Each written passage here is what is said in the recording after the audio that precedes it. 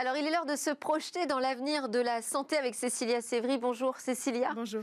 Aujourd'hui, vous allez nous présenter une innovation dans la lutte contre l'insuffisance cardiaque. Oui, je vous présente aujourd'hui une pompe cardiaque d'un nouveau genre. Les pompes actuelles, certes, elles sauvent des vies, on ne peut pas le nier, mais elles entraînent aussi de nombreuses complications physiques parce qu'elles perturbent énormément le fonctionnement de l'organisme. Donc, on arrive à avoir des cas comme des AVC, par exemple, après la pose d'un implant cardiaque, d'une pompe cardiaque. Il faut savoir d'ailleurs, Delphine, ce que j'ai découvert, c'est que quand on pose une pompe cardiaque classique sur un patient, il n'a plus de pouls.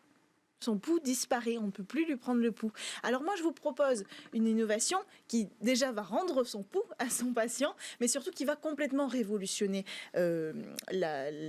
les pompes cardiaques parce qu'elle va gommer tous les défauts qui existent aujourd'hui sur la physiologie du patient. C'est une société française, CoreWave, qui travaille depuis 2012 à la mise en place de cette innovation. Elle est basée sur une technologie de membrane ondulante. La pompe s'inspire en fait de la nage ondulatoire des animaux marins, en particulier de celle des anguilles. Elle reproduit le mouvement ondulatoire qui permet bien de déplacer les fluides et donc d'avancer dans l'eau.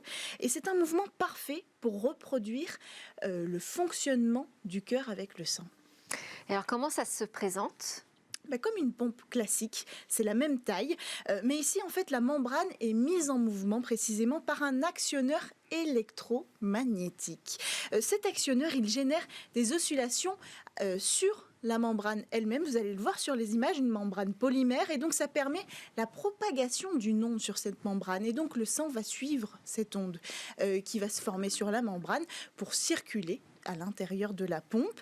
Le sang circule de gauche à droite et il va être redistribué de façon naturelle à l'intérieur du cœur. Donc on va avoir une vraie circulation naturelle et ensuite le cycle se fait comme ça, comme une pompe classique.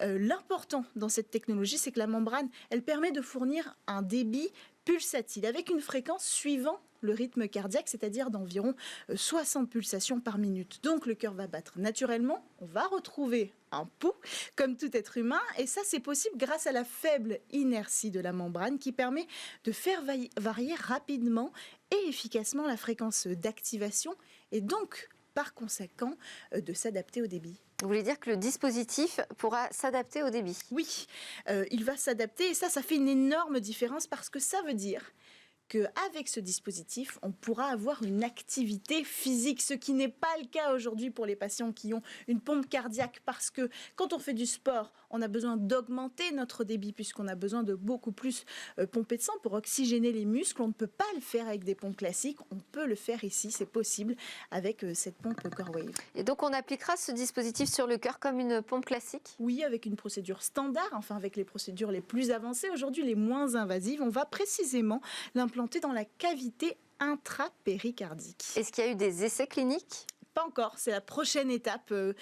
On n'a pas de date pour les essais cliniques. Par contre, on suppose que ça devrait arriver dans l'année.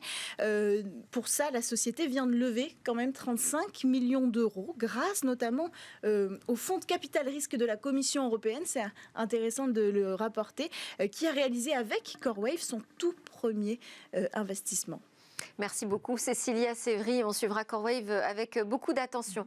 J'espère que cette émission vous aura également captivé, pas uniquement sur l'innovation, mais aussi avec ce témoignage du laboratoire de biologie médicale qui est venu nous raconter comment il traverse cette crise de fuite massive de données. Je vous dis à suivre déjà, il y a le lab avec les entreprises du numérique qui viennent pitcher. Et moi je vous dis à demain pour de nouvelles histoires autour des technologies.